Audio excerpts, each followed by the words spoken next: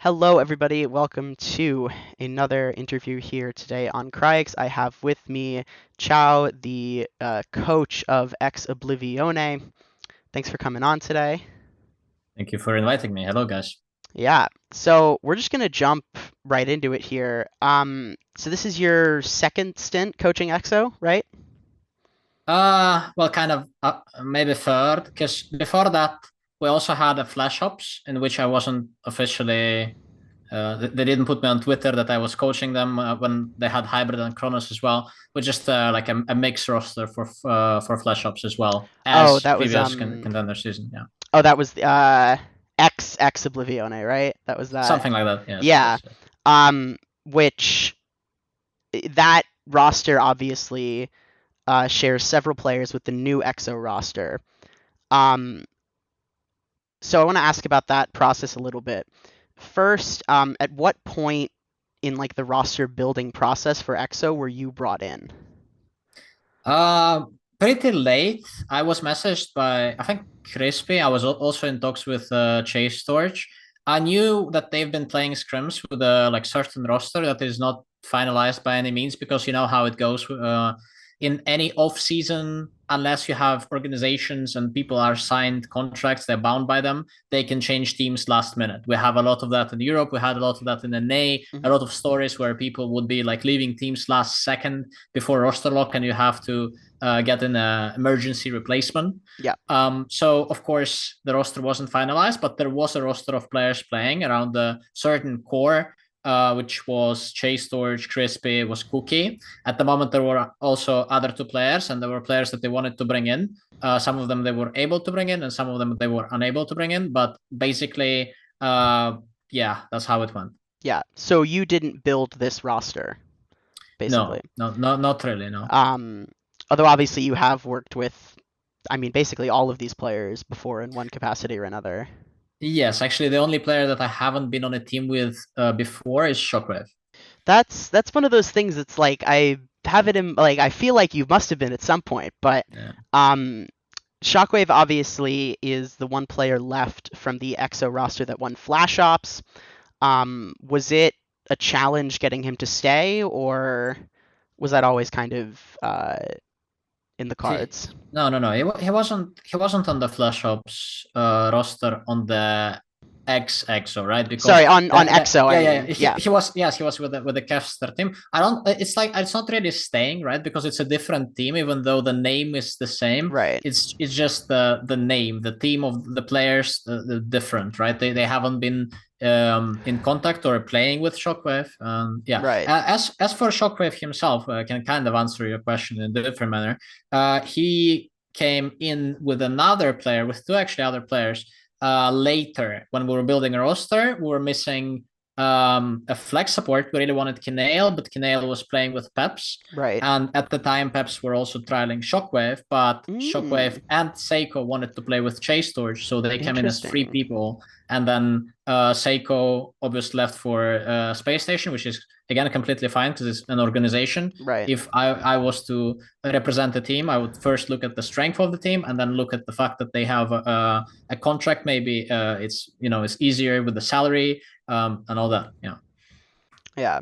So I guess that means the EXO players are um maybe not under contract in the way that some other teams might be, or As far as I know, well, I am not under contract, so no, not really. It's yeah, it's more free. It's not a. I don't think it's more of a like I don't know, Cloud9 kind of thing. It's not an organization that is gonna bound yeah, you by a contract. semi-professional, you could say, I guess. Yes, I guess you can say that. Um, so was do you feel like you are sort of coming into a system with these players or with the organization that's sort of already been built, or have you kind of given, or have you been given the ability to build your own coaching system? Uh, as far as systems are concerned, I don't think that organization has anything to do with that. Hmm. The thing, so this team is kind of a little bit more organic than the teams in AL because Hmm. people bring other people in the team that they want to play with, which I think is very important because I personally value team atmosphere and people getting along more than anything else. Because first, it's much easier to work when it's fun, and second, even if you lose at that point, if there's nothing left but memories and the memories are fun, I think it was worth it, right? So of course we want to win, but it's more fun to play and more fun to win like that. So in terms of the system that was built, the people, when they wanted like me on the roster, they wanted me to coach, they kind of knew how I work because we worked before. I think they knew exactly what they want, and I know exactly what to expect from them. So it kind of just like blends in. There is nothing really that I like bring in and say, okay, we do this my way now. Right. Not really, because they already know my way. I did kind of change the focus in my mind a little bit coming in, because I know these players already. I know they're kind of like shortcomings of a couple of players, maybe in game or outside of the game. So maybe shifted a little bit of focus of what we want to do. Yeah, and so how would you describe your coaching style?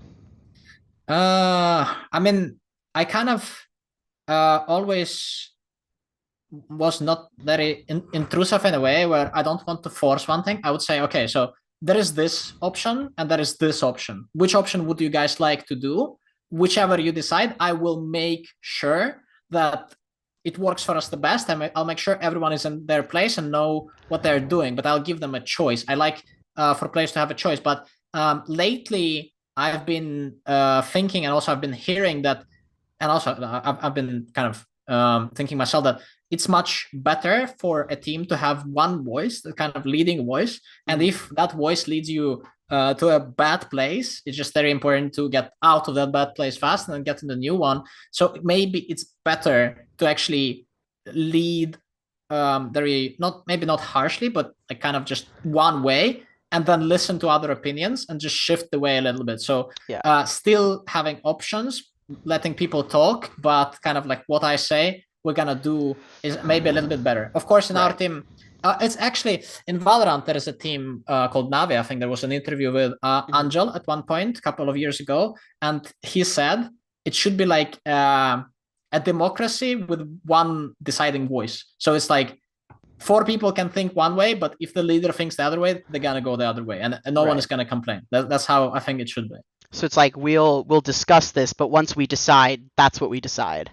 Yes, yes. So I think that in terms of like my coaching style is more of I like to adapt people to the environment and make sure everyone understands their role, and kind of like enhancing on what they can do in their role, in the certain composition, the certain idea that we are trying to do on in the map. Right. So obviously here on EXO, you have an assistant coach that was a surprise to, I think, pretty much everybody, including myself.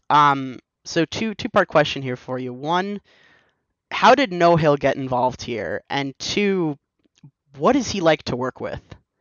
Okay, yeah. So we've been kind of scrimming for 2, maybe 3 weeks now, Hmm. and I wouldn't say NoHill is an assistant coach. I would say we're both like two coaches. I would Hmm. personally like to lead a bit more, because I think I think NoHill is extremely good at understanding the game. He's really good at understanding the game, and I was very excited to learn from his experience because he has been in OWL and I haven't rather. But other than that, I think that there is a little bit of an issue of understanding exactly what he means by players. Sometimes I feel like sometimes he has a problem catching the atmosphere of a team. Not always though. Sometimes. Other than that, I think that what we will be doing as a team is trying to um, understand what he means, understand exactly what he thinks about certain like situations and stuff, and if we can make use of that, and I can like kind of adapt those things towards the team, if we can make that work, I think that we will be really strong. I think that that's how it's gonna work. I don't think that he's like assistant for me or I'm assistant for him. It's just Yeah. we kind of just trying to do what we can, just giving opinions. Yeah, that's how it's gonna go. But of course, there is a catch. Of course, again, sometimes there is an issue. that he doesn't understand something, or he maybe that because of not understanding something, he would just like let it slide and don't get the question, even though some people maybe want to go a bit deeper on the topic, and that can be sometimes an issue. But again, if I can kind of like translate or maybe answer the question of a person, then that can be really nice for our team, I feel like. So he's a little bit of a sort of eccentric genius, kind of Willy Wonka, Albert Einstein of Overwatch. I wouldn't call him like very eccentric, right? I feel like he's just one of those coaches, like we said before, right? To have someone who will just say something and he will believe 100% that is right, even though it might be wrong, and he will just say it to you like you will believe it. Right. And that's kind of him, right? He has an opinion, and his opinions are, of course, based on other things he sees. It's not that he's just figuring stuff out of his head, right? He sees what they play in Korea. He's like, okay, they play this, they do it like this, and we just try to maybe copy, or maybe it doesn't work for our team, so we do the other thing instead, right? That's just how it is. I wouldn't call him neither eccentric or a genius, but I would call him very smart in the game for sure. Yes. Yeah. I'm just being flowery. Okay. Is so he's I guess does he live in China currently, or Yes. yeah? As far as I know, he does. Yes. Is that does that well, I don't know actually how I don't know how much the time zone difference is exactly, but does that ever Uh, like an obstacle, or is it just something that players and coaches are used to dealing with? I mean, we are used to deal with it, but sometimes it can be an obstacle. For example, right now he cannot attend our second block if it's a very big gap between the first and second, because it starts at, I think he said 5 a.m. his time. So I don't think it's really like feasible. Yeah. And that's completely fine, right? I think that's doable. Of course, it's not the best, but it is how it is. And of course, like me, I had to play and a lot of European players had to play in North America from home, so they had a very messed up sleeping schedule as well. But Yeah. that's just how sometimes it be. So Yeah. So earlier when you were mentioning how the roster came together, a player that seemed to be kind of a magnet, I guess, of sorts that a lot of these players wanted to play with was Chase Torch. yes, Um, and I think a lot of fans, uh, at least perspectives that I've heard, is that you know they're like, whoa, where'd this guy come from? He and obviously like a lot of Eastern European players, he got to start on Raspberry Racers. But I guess just like could you tell me a little bit about like who he is as a player and maybe like why kind of other players want to play with him so much? okay. So first of all, he goes by name Chase now. Actually, I My also bad. said Sorry, Chester. I No, forgot. Yeah. I also said Chester, but yeah, it just like a couple of days ago changed the Yeah, yeah, I name. remember He seeing wanted that. to change it for a while, but yeah, it just goes by Chase now. Yeah. Sorry, So Chase. I first met him when we were. I was invited to play in like a Eastern European tournament with him. It was Overwatch 1, I think. I was second tank. And he was very childish. It was like, I think he was 16 or 17 at the time. It Mm. was very childish, stupid jokes, like very loud behavior. I just quit. I didn't even play with him. I just quit. It was too much for me. And then a year later, I joined the team Raspberry. He was a main tank there. Oh, And Raspberry Racers. yes, it was Sides B, I think, when I joined them. Hmm. Was really nice. We played a lot. I kind of like learned a bit more about him. He grew up in terms of the energy that he had going into like stupid jokes and being um, loud. It went into the game. He wanted to grind. He played a lot. He always wanted to learn. He always wanted to discuss something. He wanted to see how he can do better. He always watched what other people did, and because of that, like when I saw it and when we started like playing on a team, first we were competing for playtime a little bit. Then I realized it's a little bit. First, I don't like the tank role in Overwatch 2, and second, it was a little bit rough for me to compete because he was always outperforming me in terms of mechanics and all that. And his calls were always more on point than me, coming from an off tank position, which you don't have to talk much. So it was always easier for him, always harder for me. And then I decided to I just let the guy play because I think that he's after this one season, I really thought that he's the up and coming. Like he's gonna be the next guy, the next one of the strongest players, one of the strongest tanks in Europe. So I let him play more. The next season, I almost didn't play it. I went into like kind of backup diva player if we need / coach position. We worked a lot with Chase there. It was really nice. I liked working with him. I liked working with Alexei, Yoko, all nice guys. Pled manager of Raspberry, really good times. We fell short. I think we went top 4 that season, if I'm not mistaken. And then was another season that we went top 8 or something like that, which wasn't really nice. And it kind of was like that. But we worked with Chase for this whole duration.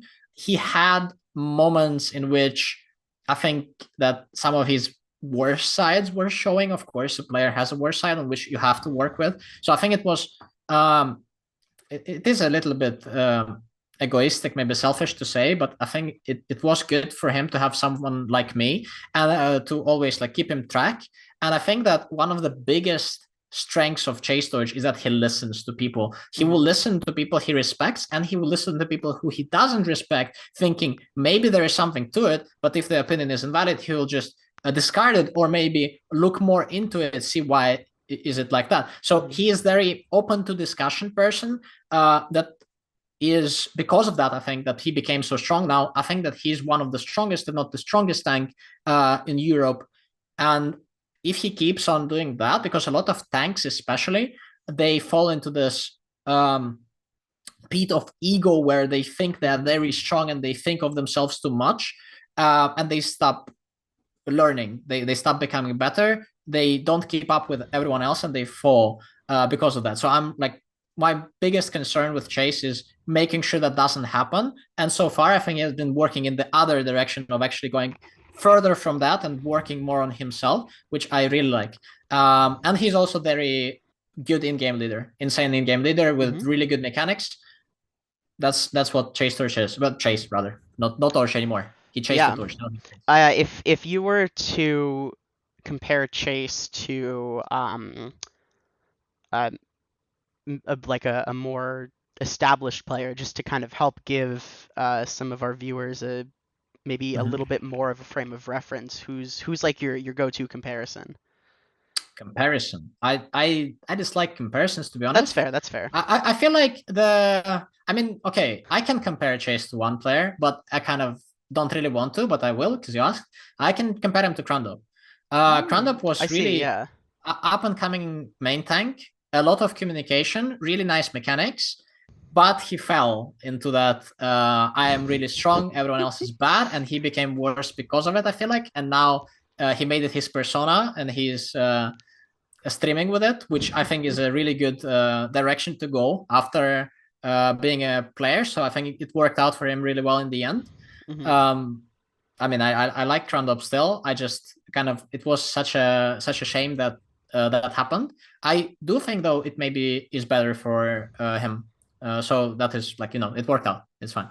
Yeah, that's fair. Yeah. I remember watching XO streaming during the Flash Ops Swiss stage and being like really impressed by how serious Chase kind of seemed to be taking every match. It was very seemed to be a very strong but not domineering presence in those comms.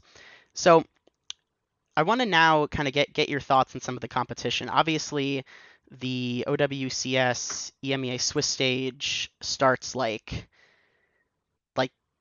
today. I think like now basically, right? Yeah, in 4 hours actually. Yeah. 3.5. Yeah, just for clarity, we're recording this on Friday the 1st of March.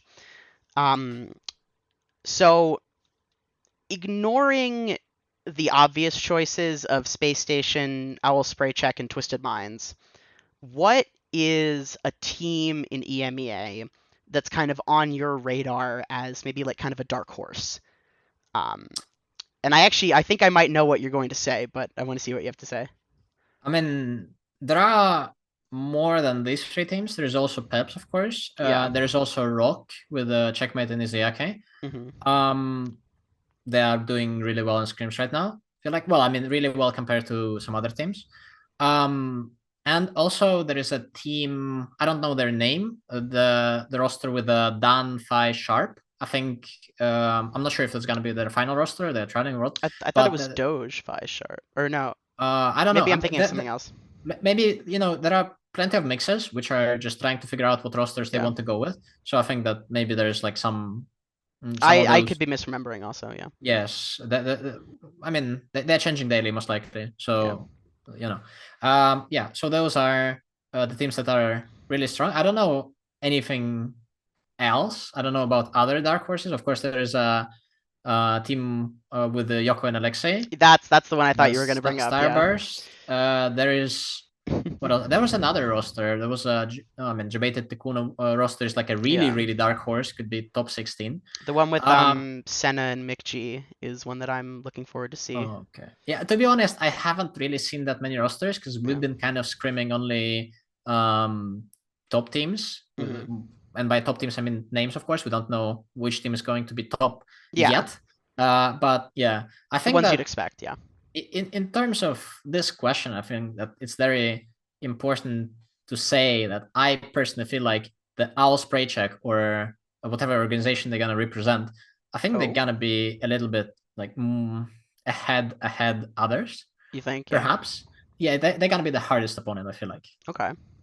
So I wanted to ask you, when I spoke with Hadi, he Okay. said that the match that he played against your team, Obey Alliance, in Contenders November of 2020, where you guys played a bunch of weird comps and beat British Hurricane 3-0 to deny them like a perfect year of Contenders, was the most stressful match that he ever played in.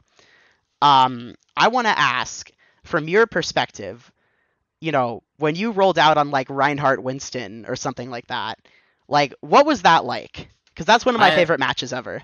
the craziest one was that we went into Ilios, right? And the first map, we went, okay, I think health went like, guys, let's play whatever we want, let's play our favorite characters, doesn't matter. And we went Diva, Hog, Bastion, Zen, something Lucio, I don't even remember. Ah, It was that's something perfect. crazy. Yeah, it was absolutely crazy. It was Lethal locking the Lighthouse. Bastion. I love it. Yes. And we went first fight and we somehow, I think, won first fight, like late won it with his health coming as ball. And we had to pause. We had to ask for pause because people were laughing way too hard. We're like, the comms were full, just people crying, laughing, like everyone, That's no one amazing. was taking it serious. And yeah, after that, we calmed down a little bit. We kept the energy, but it was more into the game, like forcing it into the game, less so in the communication. As for Ryan Winston, it was a I think it was an idea. It was wasn't it Orisa Winston though? I don't remember. I feel like the meta I was yeah, Orisa Sigma or was it Ryan Sigma? I think at that point it was the like Ball Sigma. No, I it was think. Orisa Sigma or it was Ryan Sigma. I think it was Orisa Yeah. Sigma I and do remember you guys playing Ryan Winston on Ilios Ruins. Ruins. Then yeah, That is then it was seared into my brain. Ryan Sigma because my idea was just like, okay, what character is good into Sigma? It's Winston, so I'm just gonna play it. We're Mm. just gonna have a very good burst of value with the bubble, and we just played it. It worked out. It didn't work as expected. It should have been a little bit better, but it still worked out. Yeah, it's fine. I think the one thing that I remember about this match is, despite us having funny comps, they were funny because we understood the meta. Actually, they Mhm. were funny in a way where we actually had ideas that were working inside this meta. And I feel like even on Mirror, we were a bit stronger than British Hurricane in that tournament. So we Mhm. kind of, even though we were playing a little bit funny, we were still able to take them on the Mirror and win in that specific meta. Yeah. Yeah. Um, I mean, even on a more serious note, Hadi mentioned that British Hurricane kind of were almost they were so scared of losing that they kind of got in their own heads. Now that you're in like a coaching position, I'm Yeah. sure your team will be in situations like that, whether it be in big matches or against teams that might be kind of playing weird stuff that you really don't want to lose to, like I don't know, Alya or something.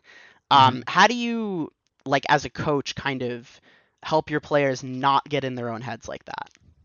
And the most important is team atmosphere. Like, you always need to think about how to come into the match. You should never come in from the position of, I am the king here and I'm supposed to win this match. And if I lose, it's a disaster. Like you should never come into the match like that. It's always nice to be an underdog. You can always, it's very easy, right? Because no one expects anything from you. So Hmm. you're very, I don't know, there's no pressure on you, right? So it's very easy to play. If you put pressure on yourself or if you put pressure on players as a coach, I think it's not very nice. It's much more, again, I'm saying word easy like fifth time, but I think it's more simple to be creative. I think it's more simple to think about little details in the game, Hmm. to build plans when you are not afraid to lose, when you have no pressure on your shoulders.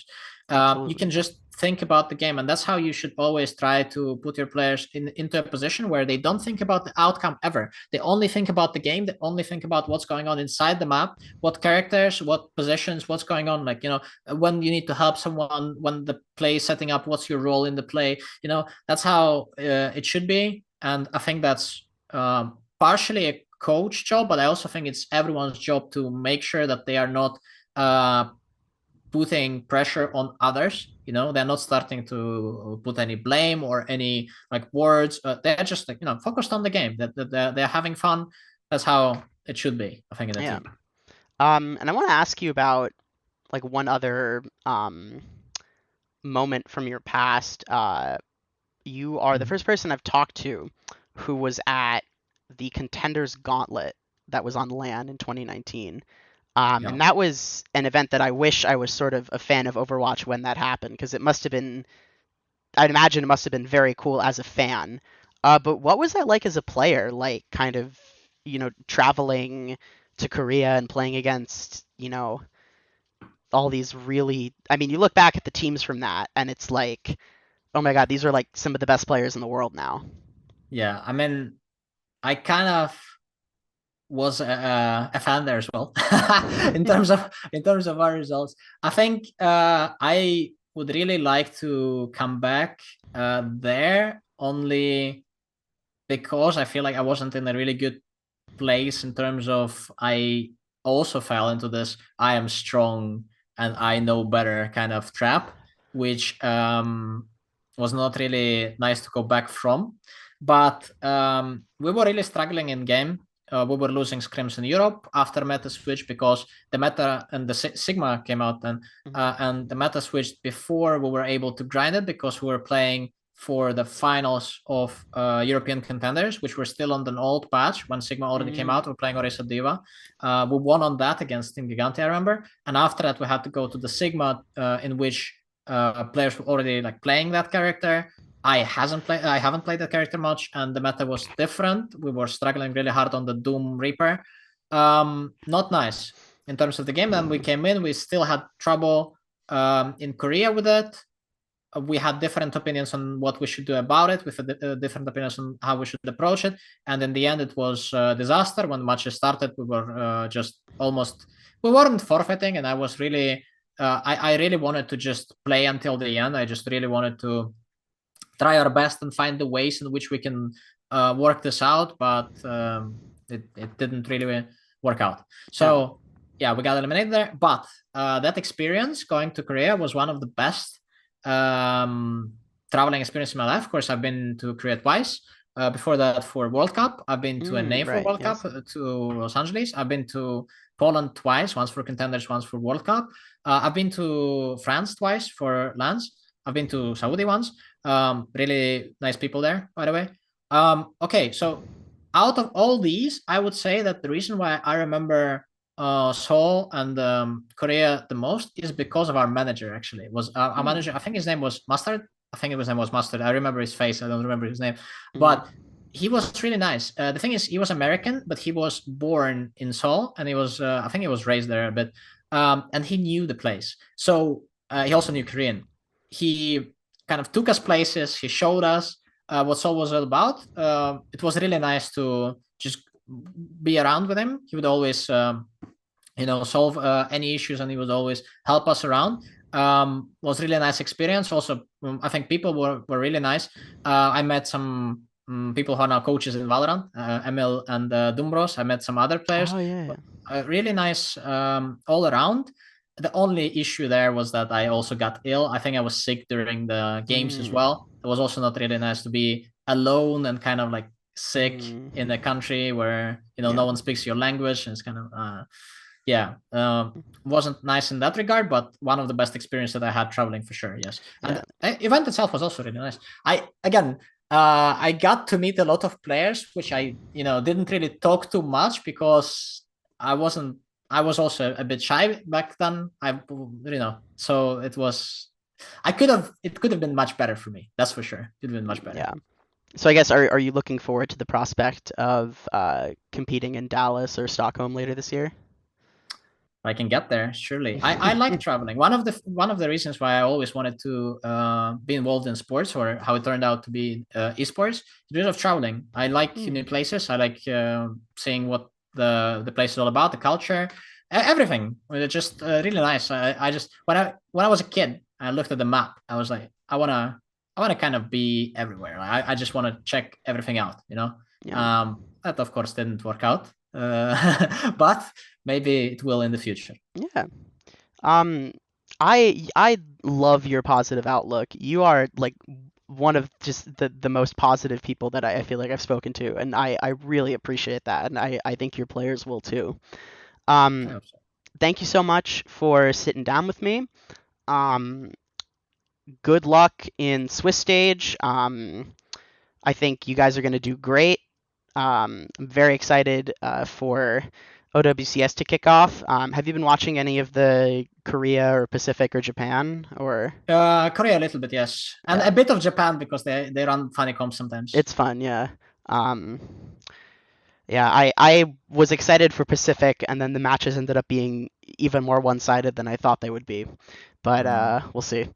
okay. Yeah, is there anything else you want to share before we wrap up? Not really. Thanks for everyone who's been supporting me, and guys, support EXO in the OWCS in the first stage and other stages. Yeah. Yes. Thanks so Thank you much, for having out. me here. Oh, Good luck. thank you. Bye.